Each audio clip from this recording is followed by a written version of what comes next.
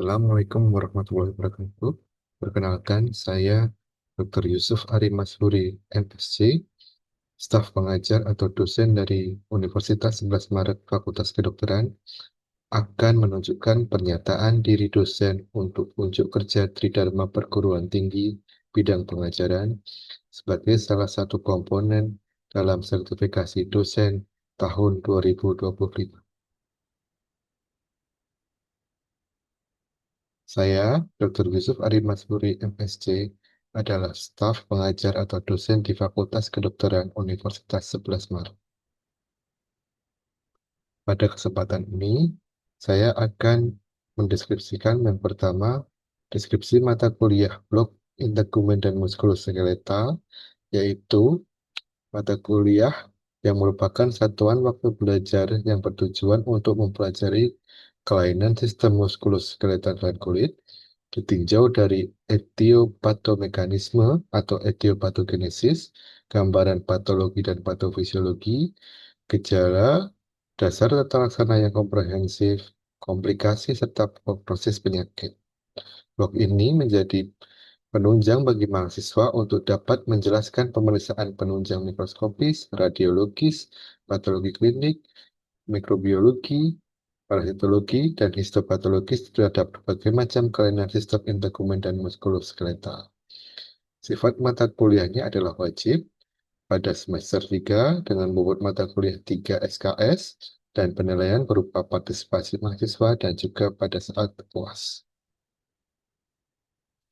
Pada akhir mata kuliah, mahasiswa diharapkan untuk mampu menjelaskan tentang gejala klinis pada penyakit sistem integumen, mampu menjelaskan tentang penyakit pada sistem integumen akibat infeksi, investasi parasit, dan gigitan serangga, mampu menjelaskan dan mengidentifikasi hasil pemeriksaan penunjang diagnosis sistem integumen dan muskuloskeletal, dan mampu menjelaskan tata laksana penyakit sistem muskuloskeletal.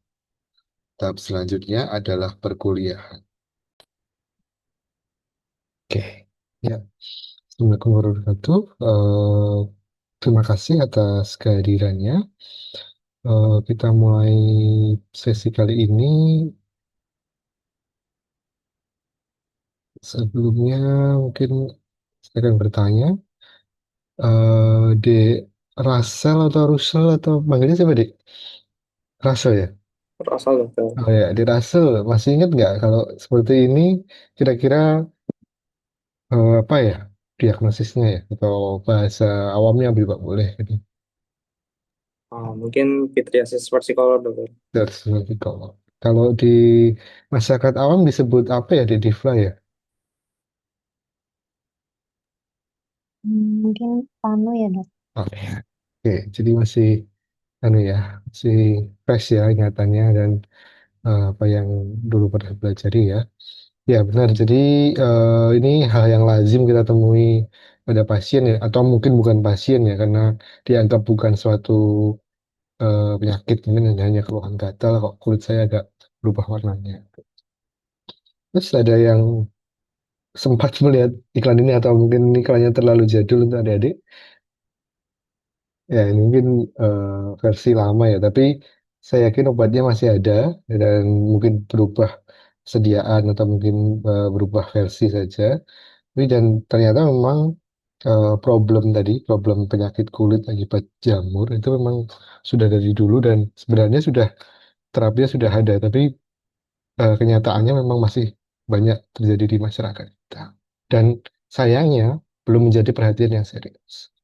Oleh karena itu, pada sesi kali ini saya akan menyampaikan kaitan problem kulit ya dari parasit dan atau jamur.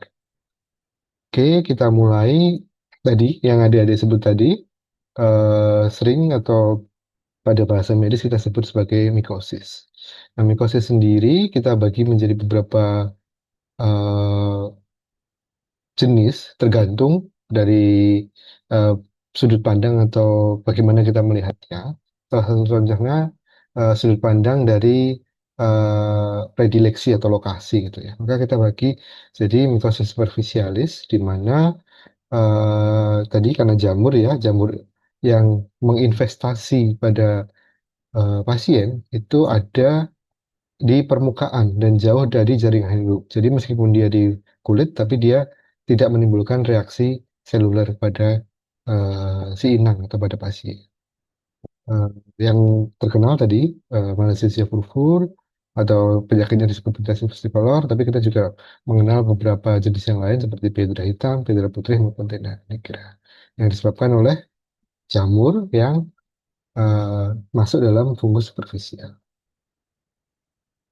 Oke, nah kemudian mikrosis superficialis ini juga kita bagi lagi menjadi infeksi kutaneus. Nah, sedang kalau yang tadi itu jauh dari hospesnya, kalau yang ini menyerang kulit dan apendiksnya terutama pada stratum corneum. Dan yang paling sering kita dapati yaitu tinea atau kita sebut sebagai dermatofitopsis, baik itu pada kulit, kuku maupun rambut. Pun juga ada penyebab lain yang di luar penyebab ini ya mikrosporon, trichopiton maupun epidermopiton yaitu Candida albicans yang nanti dia bukan masuk sebagai mold tapi dia sebagai yeast yang dapat menyebabkan kandidiasis kulit, mukosa maupun kuku. Oke, kita mulai dari Taenia versicolor.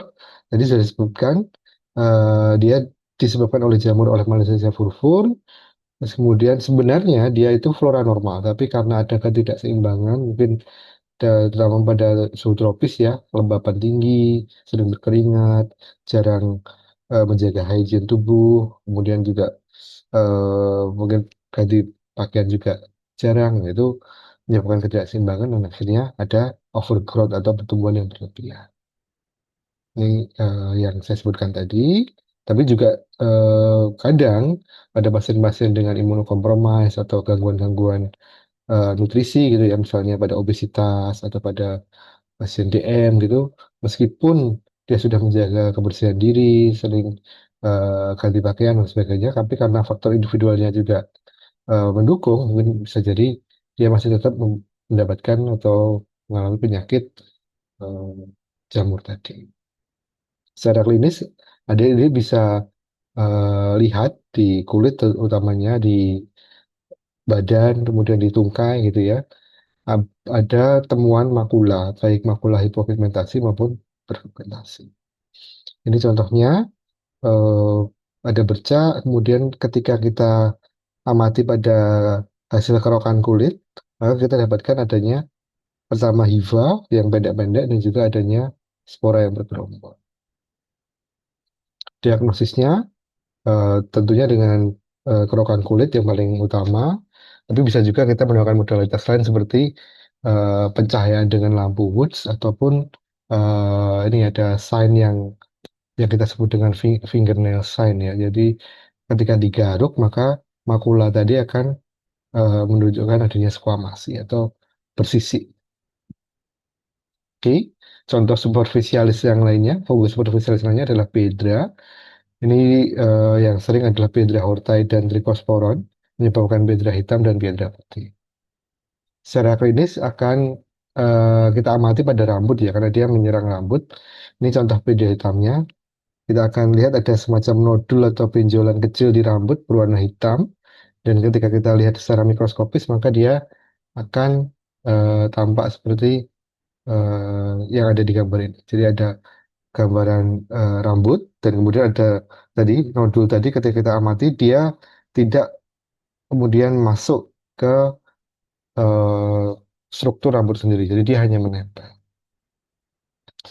sedangkan pedra putih karena sesuai namanya maka dia akan tampak sebagai nodul atau suatu bercak berwarna putih yang ketika kita amati dengan mikroskop juga tadi ada struktur rambutnya kemudian di sekitarnya ada eh, koloni-koloni putih ini yang merupakan struktur dari jamur yang menginvestasi pasien. Itu yang superficialis. Kemudian untuk cutaneous, kita kenal dengan nama dermatofitosis. Dia suatu kelompok penyakit yang disebabkan oleh fungi dermatofita yang tadi tiga utamanya yaitu Microsporum, Trichopiton, dan Epidermophyton. secara afinitas atau kecenderungan dia tumbuh itu kita bagi jadi tiga, antropofilik, zoofilik maupun geofilik. Antropofilik berarti dia cenderung pada manusia, zoofilik pada hewan. Jadi kita kadang nemuin di stray cat gitu ya di jalan atau apa, oh ada kucing yang ada gangguan kulit atau apa, nah mungkin dia terinvestasi jamur yang jenis zoofilik. Ada juga jamur yang secara habitat alami ada di tanah, tapi mungkin karena interaksi dengan misalnya tukang kebun atau mungkin orang-orang yang sering mengolah tanah gitu, maka dia akan kecenderungannya juga bisa terinfeksi jamur dermatofita yang sebenarnya afinitasnya ada pada geofilik. Oke, di dermatofita sendiri berdasarkan lokasinya itu kita bisa bagi berbagai jenis, baik itu tinea corporis dan tinea cruris, yaitu berada di badan atau mungkin ekstremitas, dan juga tinea capitis atau di kepala. Untuk tinea corporis dan cruris biasanya tumbuh pada atau muncul pada kulit-kulit yang tidak berambut, maka kita sebut dengan tinea glabrosa. Keluhan utamanya yang dirasakan oleh pasien ya tentunya gatal, dan ketika kita amati yang tanda khasnya adalah makula dengan lesi yang lebih aktif di pinggir atau orang barat sering menyebut sebagai ringworm ya. Jadi eh, dia akan central healing di tengahnya sudah sembuh, tapi di pinggir-pinggirnya ada lesi dengan tepi aktif di mana dia ada penyebaran si jamur ini. Ini tinea cruris disebut juga eksem marginatum, sering pada laki-laki dibanding wanita, dan keluhan pasien biasanya pada lewat paha maupun daerah pubis. Oke, kemudian kalau kita lihat, nah ini gambaran-gambaran yang sering kita temui pada pasien. Pada kasus ini sebenarnya gambaran awalnya mungkin tidak seperti ini, tapi ini karena kronis ya dan sering digaruk, kemudian muncul apa yang kita sebut sebagai likanifikasi, sehingga munculnya sebagai bercak yang lebih hitam, kemudian bersisik, dan secara makroskopis maupun saat kita palpasi itu dia lebih tebal dibanding kulit yang masih sehat. Tuh. Temui di punggung nih ya, di punggung sekitar pantat maupun di lipat paha. Nah, untuk tinea cruris atau corporis biasanya kita temui di ini lipat-lipat siku, kemudian lutut dan sebagainya. Ini tadi yang saya sebutkan sebagai lampu Wood. Selain penegakan diagnosis tinea versicolor, kita juga bisa lihat gambaran yang lebih jelas ketika kita sinari dengan lampu Woods pada pasien-pasien dengan gangguan akibat prestasi dermatofita. Kemudian bagaimana mendiagnosisnya? Secara umum sama ya, jadi kita lakukan kerokan, tapi ingat pada tepi lesi yang aktif, bukan pada tengahnya. Kemudian kita amati pada mikroskop dengan tetesan KOH 10%, yang kita dapati apa? Hifa bercabang atau artrospora. Dan ingat, mungkin ketika praktikum kita sering lihat ada makrokonidia atau mungkin hifa yang pendek-pendek dan sebagainya gitu ya. Itu tidak akan kita temui di kerokan langsung. Ya. Jadi yang kita temui di kerokan langsung ya hifa dengan cabang dan mungkin artrospora. Oke, kemudian tata laksananya eh, tadi karena dia faktor resikonya adalah dari individu maupun dari perilaku, maka ya kita perbaiki dari individu berarti em, dengan faktor-faktor risiko obesitas, mungkin diabetes mellitus, kita kita tata laksana. Kemudian untuk personal hygiene kita tingkatkan. Misalnya nih tadi menjaga kulit tetap kering dan eh, kelembabannya terjaga dan seterusnya. Harapannya akan membaik dan tentunya dengan terapi anti jamur, baik topikal maupun oral. Oke, nah tadi kita bahas di tinea corporis, kemudian tinea cruris. Sekarang kita masuk ke tinea capitis. Nah, tinea capitis ini sesuai namanya ya capitis, maka dia problemnya ada di kepala. kita bisa bagi menjadi berdasarkan eh, lesinya, kita bisa bagi menjadi beberapa jenis. Di antaranya adalah ini yang pertama grey patch ringworm. Ya, karena ini sesuai namanya ya grey patch, maka kan seperti patch atau seperti plakat gitu ya, plakat berwarna abu-abu dikeluhkan sebagai pasien sebagai rambut yang rontok, gatal, dan rambutnya mudah patah gitu ya. Ini bisa kita lihat di tengah ini eh, warnanya lebih abu-abu, terus kemudian rambutnya lebih sedikit ya dibanding sekitarnya. Ini karena rambutnya patah. Tapi pasien tidak mengeluhkan adanya inflamasi atau tanda radang gitu ya. Ini tanda yang ada ketika pasien terkena tinnitus model yang grey patch. Nah, kedua, yang bentuk radang atau yang disebut kita eh, dengan carrion.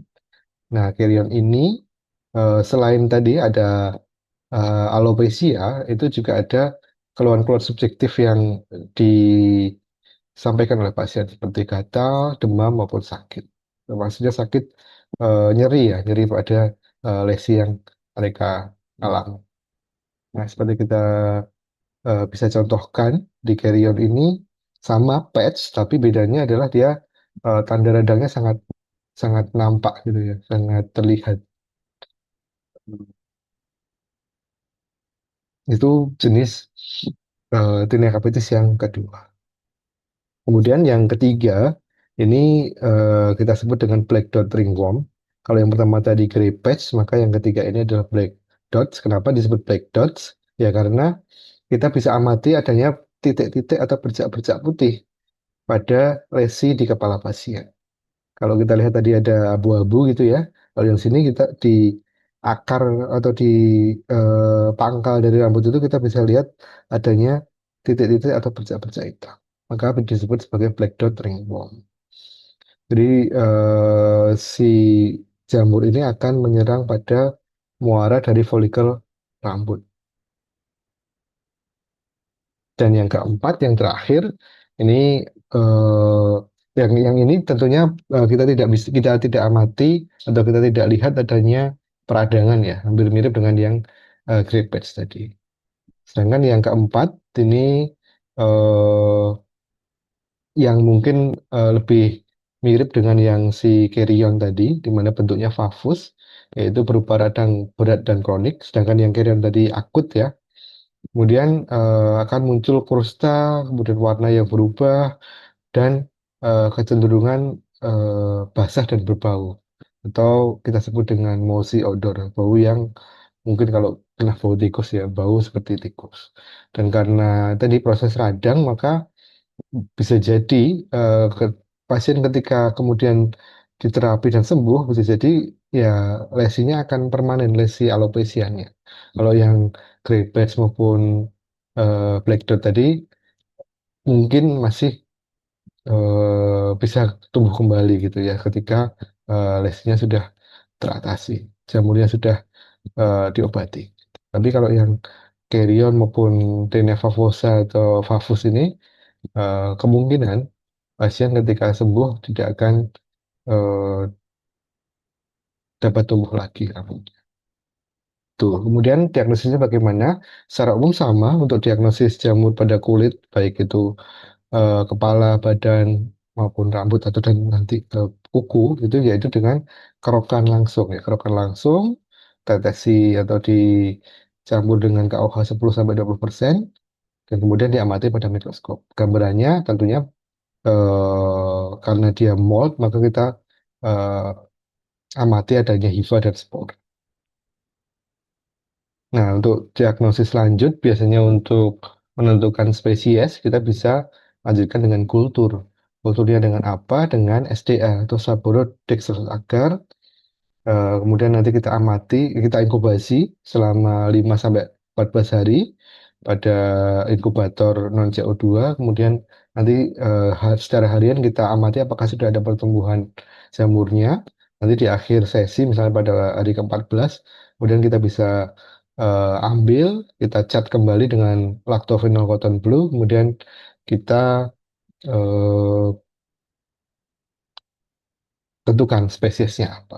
Nah, pada agar semburut ini nanti kita bisa amati apakah dia berbentuk misalnya eh, makrokonidianya bersekat tentu ya, ada berbanyak selnya atau mungkin makrokonidianya berbentuk seperti palu gada dan seterusnya. Nah, itu baru bisa morfologi jamurnya terlihat ketika kita mengamati hasil kultur, bukan pada kerokan KOH yang langsung. Oke, kita ada pertanyaan dulu dari adik-adik. Tidak ada. Kalau tidak ada, saya random ya. Ya, di Risma untuk kuis pertama. Kira-kira jawabannya apa ini? Risma Yuliana. Izin menjawab dokter. Hmm, Malaysia fur ya dok. Malaysia Purpur. Oke. Dua ya. Ada yang keberatan? Malaysia Purpur? Tidak ada. Yang kedua, di Kinanti Suksma. Ya dok, Untuk yang tinea, salah kedua, apa ya, Dek? tinea capitis dok. Oke, tinea diabetes. Ya, karena menyerang pada kulit kepala maupun rambut ya. Kalau tinea cruris berarti di mana ya?